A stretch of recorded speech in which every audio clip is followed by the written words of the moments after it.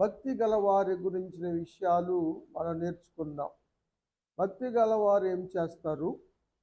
భక్తి గల వారి పట్ల దేవుడు ఏం చేస్తాడు? భక్తి లాభమా నష్టమా అన్న విషయాలు మనం ఈరోజు వాక్యం ద్వారా నేర్చుకోబోతూ ఉన్నాం. మొదటిగా భక్తి గల వారిని దేవుడు ఎప్పటికీ విడిచిపెట్టడు. వారు అన్నిటికీ కూడా కాపాడబడతారు అని వాక్యంలో రాయబడిన మాట మనం చదువుదాం. 37 కీర్తన 28వ వచనం.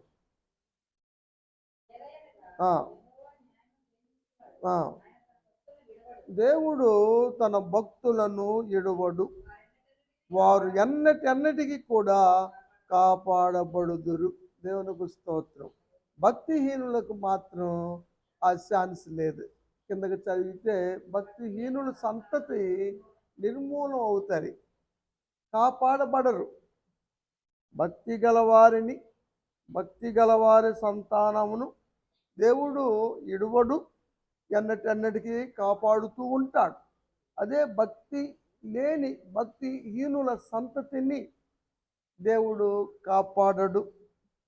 కాబట్టి భక్తి కలిగి ఉంటే మనం కాపాడబడతాం, మన సంతతి కాపాడబడుతుంది. దేవుడు మనల్ని విడిచిపెట్టడు. ఇది మంచిదేనా, లాభమేనా? కాబట్టి భక్తిగా ఉండటం అలవాటు చేసుకోండి. భక్తి చాలా మంచిది అని వాక్యంలో చెబుతూ ఉంది. దేవుడు తన ప్రజలైన భక్తులకు ఏం చేస్తాడంటే శుభవచనాలు తెలియచేస్తాడు. 85 కీర్తన 8వ వచనం.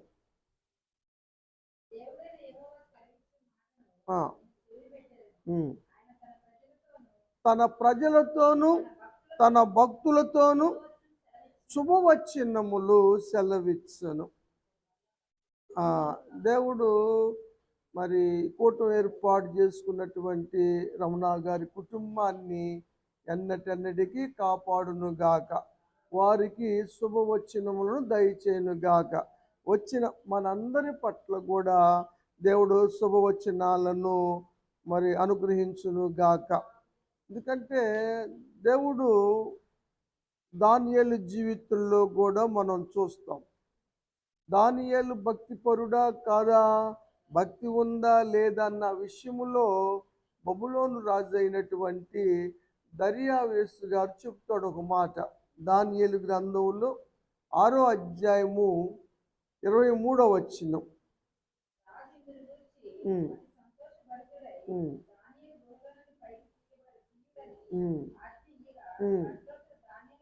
దానియేలుని సింహముల గృహలో నుండి బయటికి తీశారు, రాజు తీయమంటే. ఇప్పుడు దర్యావేసు రాజు చెబుతున్నాడు దానియేలు గురించి.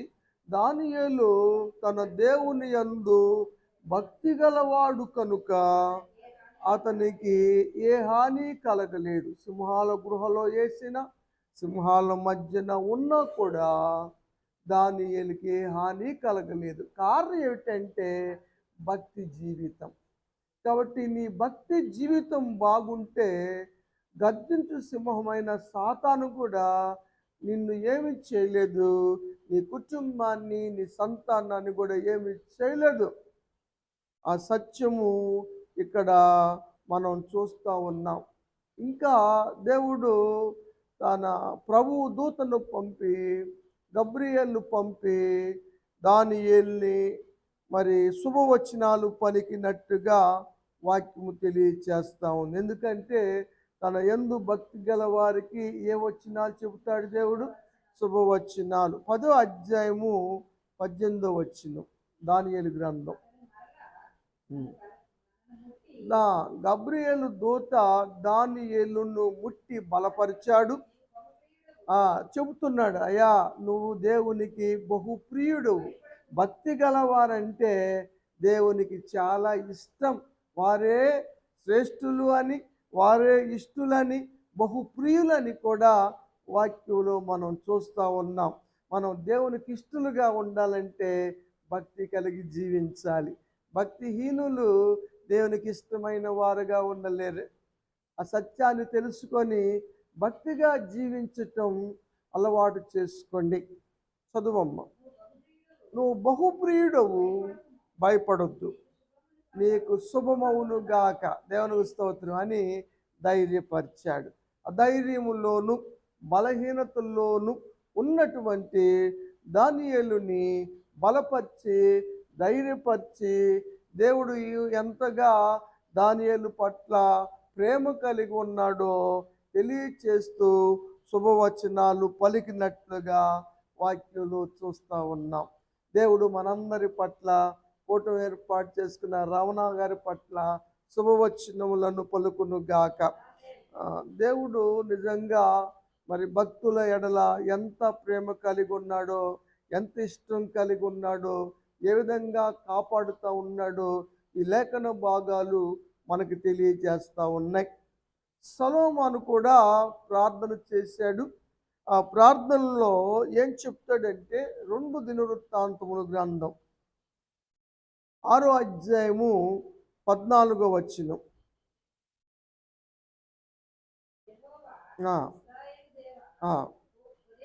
హృదయపూర్వకముగా నిన్ను అనుసరించు నీ భక్తులకు నిబంధన నెరవేర్చుచు కృపచూపు నీ వంటి దేవుడు లేడు.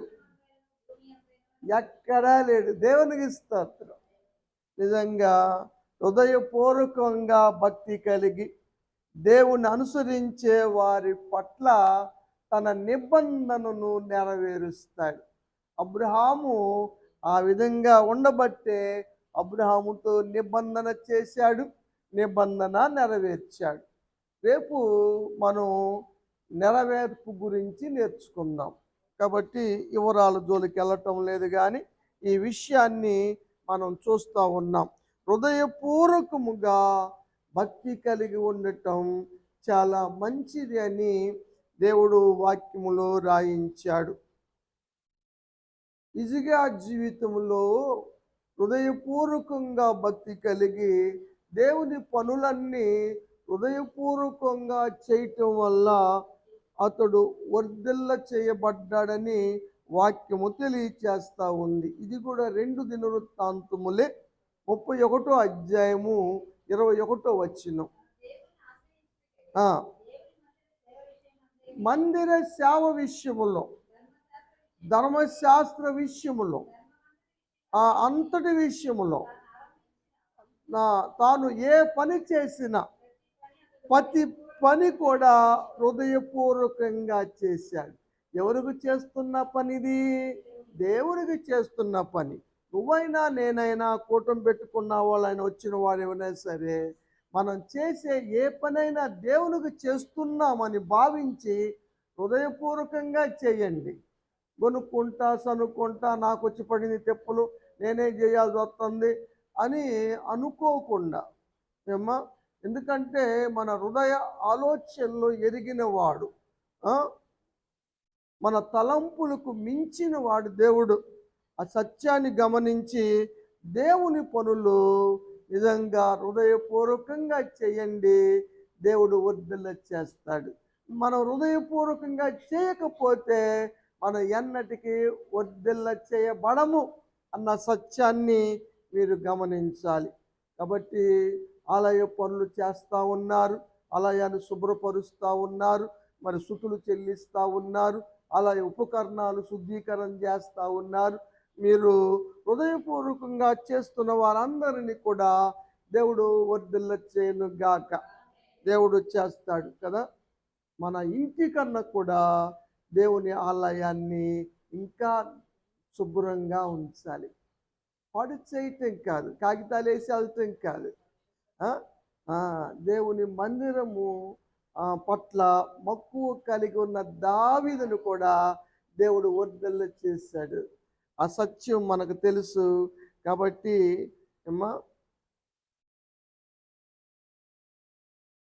మనం కూడా హృదయపూర్వకంగా చేస్తే దేవుడు తప్పనిసరిగా మనల్ని దీవిస్తాడు, వర్ధిల్ల చేస్తాడు. భక్తి గలవారు దేవుని పట్ల ఎలా ఉంటారు అన్న మాటలు మనం నేర్చుకుంటా ఉన్నాం.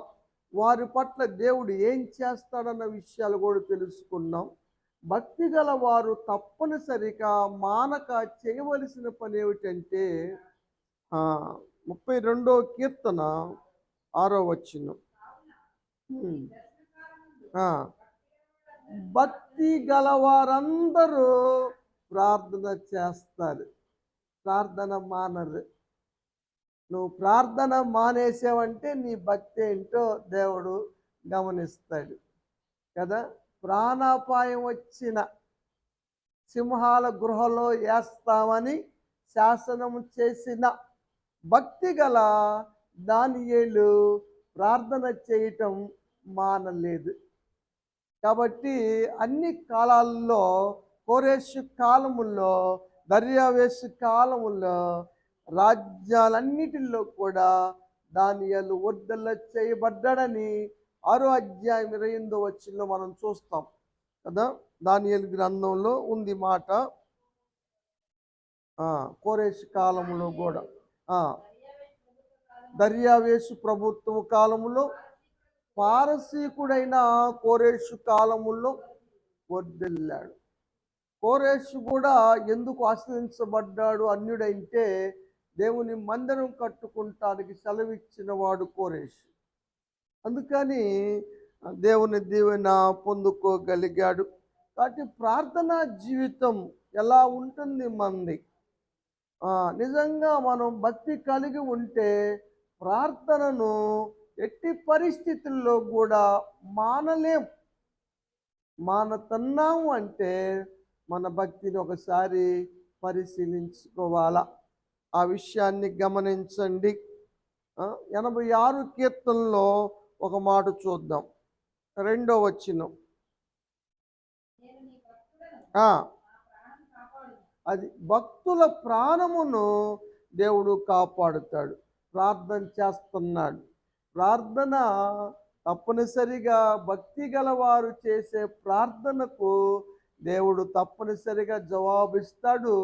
ఆ ప్రార్థన దేవుని పరిశుద్ధ స్థలమునకు చేరుతుంది.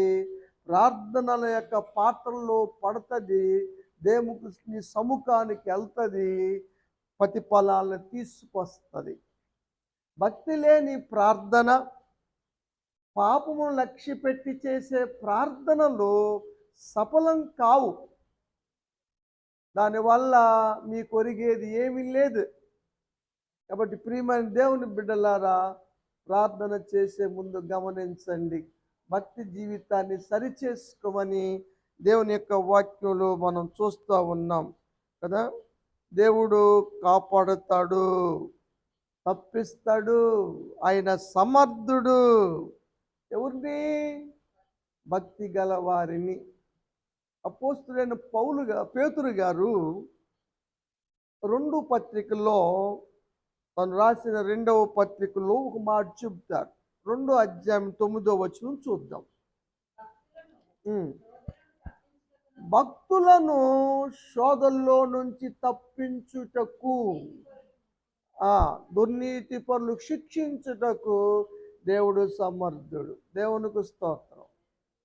నిజంగా భక్తి గల వారికి శోధన వస్తే దేవుడు కాపాడుతాడు. నీ భక్తి నిన్ను కాపాడుతుంది, నీ శోధన నుంచి తప్పిస్తుంది.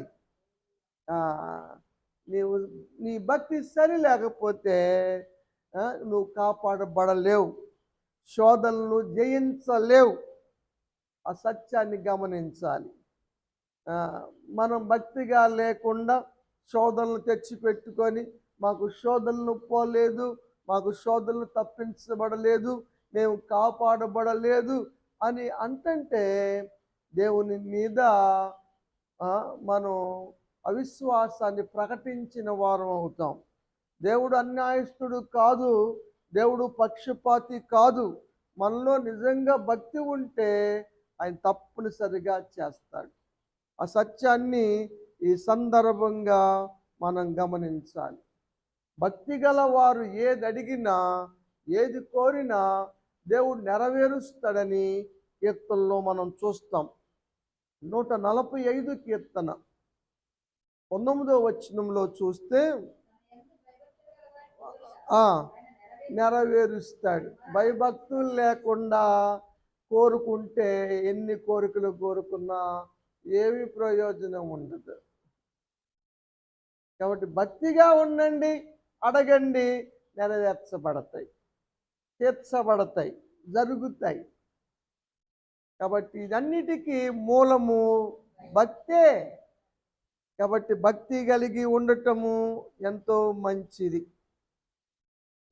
10వ వచనం లాస్ట్లో చూడండి, భక్తి గలవారు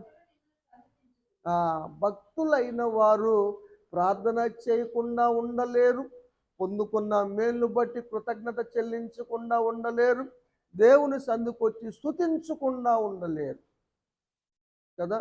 కొరహు కుమారులు ఎప్పుడు ఎప్పుడు కనపడాలి, ఎప్పుడు స్తుతించాలి. వాళ్ళు రాసిన 12 కీర్తనలు కూడా మందిరానికే ప్రాముఖ్యతనిచ్చారు. దేవుని నివాస స్థలము గురించినటువంటి విషయాలు అవి ఎంత శ్రేష్టమైనవో కూడా వాళ్ళు రాసినట్టుగా వాక్యంలో మనం చూడగలం. కాబట్టి దేవుని స్తుతించే విషయంలో భక్తి జీవితం కలిగి ఉన్నావా?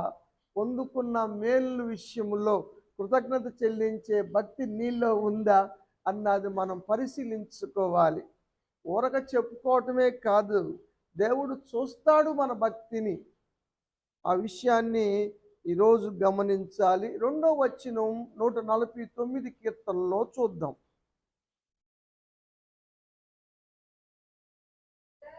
ఆ, ఆ, ఆ, ఆ, ఆ, ఆ, పాటలు పాడుతారు, దేవుని సన్నిధికి వస్తారు, సంతోషపడతారు. ఎందుకంటే దేవుడు వాళ్ళు సంతోషపరుస్తున్నాడు. ఎంత ఘనతలోకి వస్తారు, సంతోష భరితులు చేస్తాడు దేవుడు. పాటలు పాడుతున్నారా ఏమ్మా? ప్రార్థనలు చేస్తున్నారా? దేవుని సంధికి వస్తున్నారా? పొందుకున్న వాటి పట్ల కృతజ్ఞత కలిగి ఉన్నారా? దేవుని స్తుతిస్తున్నారా? సమాజ మందిరంగా కూడుతున్నారా అన్న విషయాలు మీరు మర్చిపోవద్దు. ఇవన్నీ భక్తి జీవితం మీద ఆధారపడి ఉంటామని దేవుని యొక్క వాక్యంలో చూస్తూ ఉన్నాం. కష్టకాలమైన, నష్టకాలమైన, శ్రమల కాలమైన, ఏ పరిస్థితుల్లోనైనా సరే దేవుణ్ణి స్తుతించగలిగినటువంటి భక్తి కలిగి ఉండటం మంచిది. అలాంటి భక్తి యోబు జీవితంలో మనం చూస్తాం.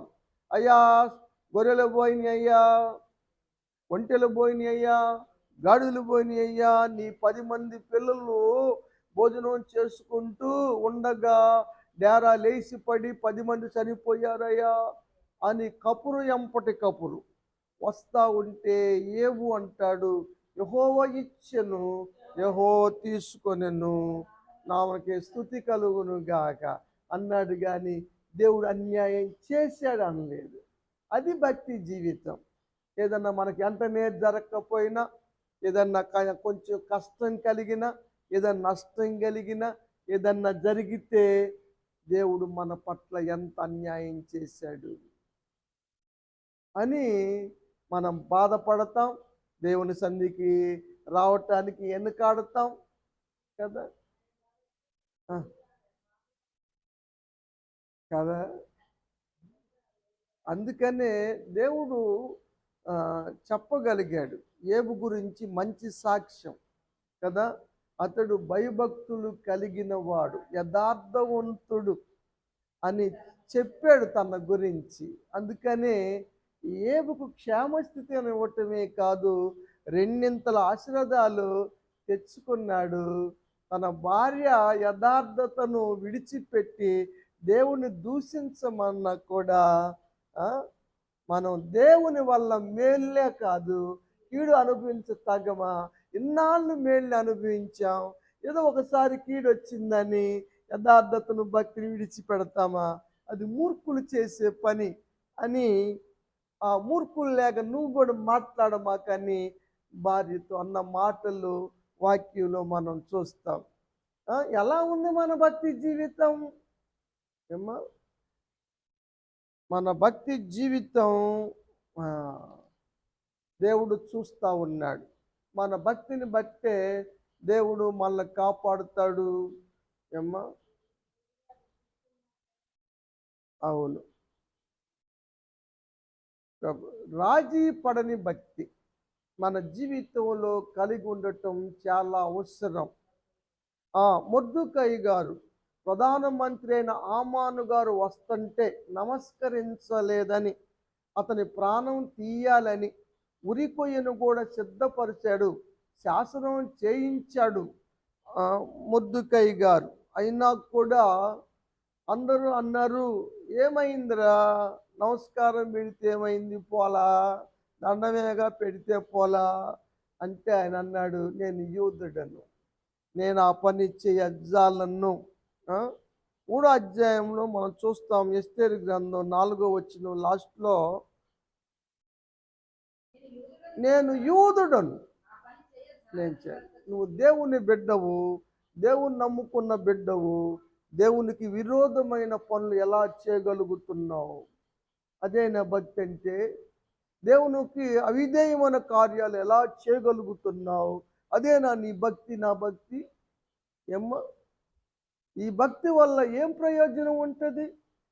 పైకి భక్తిలాగా కనపడటం వల్ల, పై భక్తి వల్ల ఏ ప్రయోజనం ఉండదని వాక్యంలో మనం చూస్తూ ఉన్నాం. వాక్యంలో ఉంది, మీరు పైకి భక్తి వల్ల కనపడతారు కానీ దేవుని శక్తిని మాత్రం ఆశ్రయించినటువంటి స్థితిలో మీరుంటున్నారని వాక్యం హెచ్చరించిన సందర్భాలు మనం చూస్తూ ఉన్నాం. కాబట్టి మొర్దుకై రాజీ పడని భక్తిని ప్రదర్శించటాన్ని బట్టి దేవుడు ఆ ప్రధానమంత్రిని ఉరిదీయించి మొర్దుకైని ప్రధానమంత్రిని చేశాడు. దేవునికి స్తోత్రం. నిజంగా దేవుడు హెచ్చిస్తాడు. నీ భక్తి జీవితాన్ని చూసి నువ్వు రాజీ పడని భక్తి జీవితం నువ్వు జీవిస్తూ ఉంటే నీ సమస్యల నుంచి, నీ శోధల నుంచి విడిపించటమే కాదు కానీ ఇంకా నిన్ను హెచ్చింపులోకి తీసుకొస్తాడని వాక్యంలో చూస్తూ ఉన్నాం. షడ్రక్, మెషక్, అబేద్నెగోలు రాజీ పడ్డారా భక్తి జీవితంలో? మండుచున్న వేడి మిగిలి అగ్నిగుండంలో వేస్తానని భయపెట్టిన, మంటను పెంచిన, హెచ్చరిక చేసిన, అత్యాగ్రహాన్ని ప్రదర్శించిన బబులోను రాజు నెబుకద్నెజరు, కానీ వారు మాత్రం రాజీ పడలేరు. ప్రాణాలు సైతం పణంగా పెట్టడానికి సిద్ధపడ్డారు. ఆ రాజు అంటాడు, 3వ అధ్యాయంలో చూద్దాం, దానియేలు గ్రంథం. 20 చదువుతావా? చదువు మరి. నిజంగా వీళ్ళు దేవుడు నిజంగా పూజారు. నేను నిలబెట్టినటువంటి ఆ విగ్రహము కాదు, ఆ మైదానంలో నేను నిలబెట్టి మీరందరూ కూడా దానికి మొక్కమన్నాను, సాగిలపడమన్నాను. కానీ సాగిలపడ్డ వాళ్ళు ఇలా తీసుకెళ్ళి మంటలో వేయటానికి వెళ్ళారు, వాళ్ళు గాలిపోయి చచ్చిపోయారు. కానీ వీళ్ళ దేవుడు మంటల్లో కూడా వీళ్ళ కాపాడాడు. కాబట్టి తన దూతను పంపాడు. వారు తమ ప్రాణముల సైతం కూడా పణంగా పెట్టారన్న మాట ఉంది అక్కడ. చూడండి, చూశారు వచ్చి నేను చెప్పనా? 3వ అధ్యాయంలోనే ఉంటుంది దానియేలు గ్రంథం. రాజాజ్ఞను సైతము కూడా వారు లెక్క చేయలేదు, వారు ప్రాణములను పణముగా పెట్టారు అని చెప్పిన మాట మనం చూస్తాం.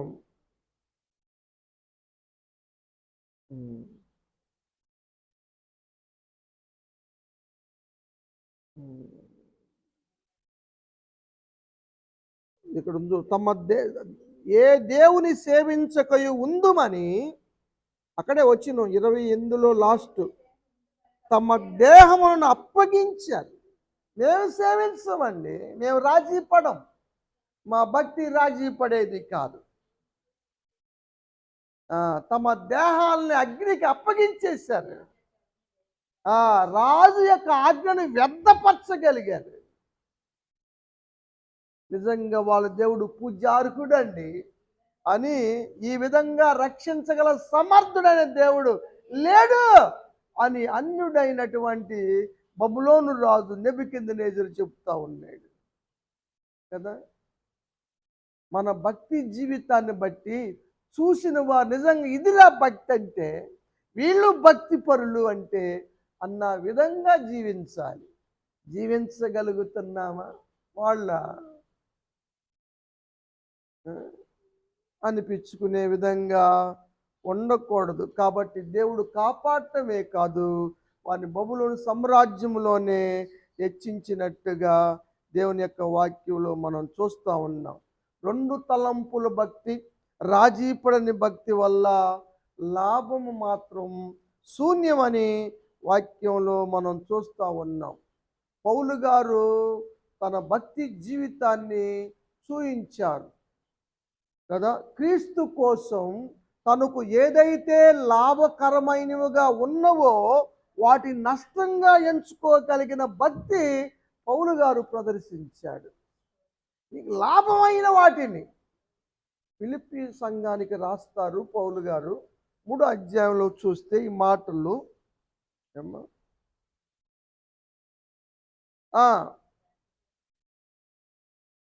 నాకు అయితే లాభకరం అనుకున్నానో వాటన్నిటిని కూడా నష్టముగా ఎంచుకున్నాను క్రీస్తు నిమిత్తము. నాకు ఏదైనా లాభమైతే దేవుని కొరకు నష్టం. ఆదివారం వ్యాపారము చెయ్యను, విశ్రాంతి దినం మందిరం మానను, నష్టమైనా సరే. చాలామంది కొంతమంది వ్యాపారాలు మానేసి కొట్లు కట్టేసి దేవుని సన్నిధికి వస్తారు. ప్రార్థన అయిపోయినాక తెలుసుకుంటే తెలుస్తారేమో కానీ కొంతమంది ఆ రోజు పనులు చేయరు.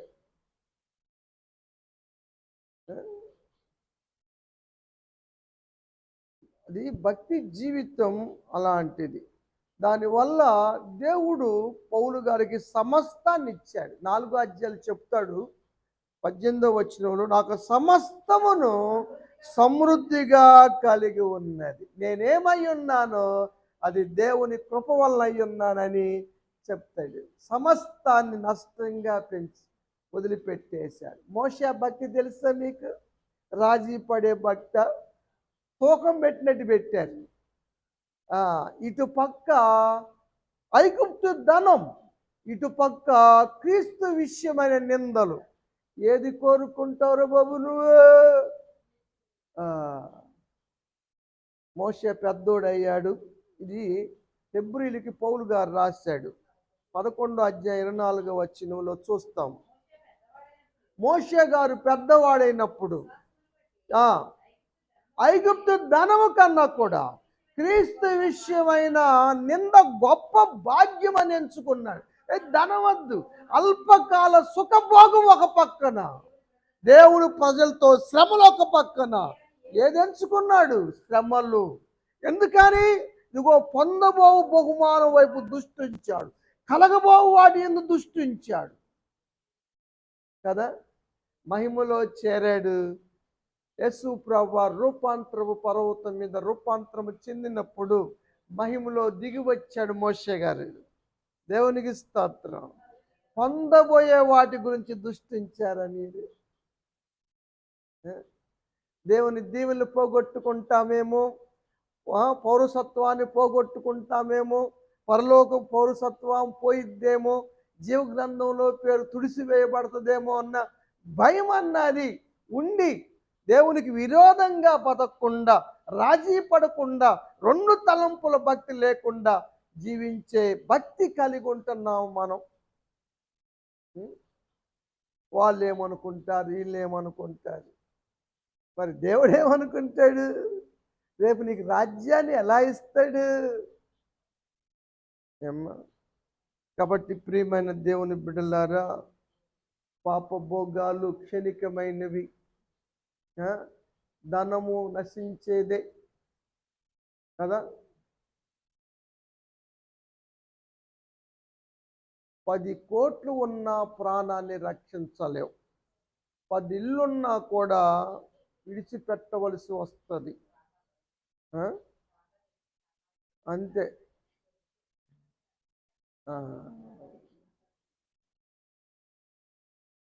కదా. ధనవంతుడు సంపాదించాడు. దేవుడు అన్నాడు, ఈ రాత్రి నీ ప్రాణం అడుగుతున్నానన్నాడు. ఏమవుతాయి నీ సంపాదన? కాబట్టి ప్రియమైన దేవుని బిడ్డలారా, దేవుని దృష్టి మన మీద ఉంచబడింది. మన దృష్టి పొందబో వాటి మీద, దేవుని యందు భక్తి కలిగి ఉండటం మీద పెట్టమని మీకు తెలియచేస్తూ నేను ఈ మాటలు ముగించటానికి ఇష్టపడతా ఉన్నాను. దేవుడు మన భక్తి జీవితాన్ని చూసి కాసి కాపాడి వర్ధిల్ల చేసి పరలోక రాజ్య నిత్య నివాసములో మనందరిని చేర్చుకుంటానికి దేవుడు కృప చూపును గాక. ఆమేన్.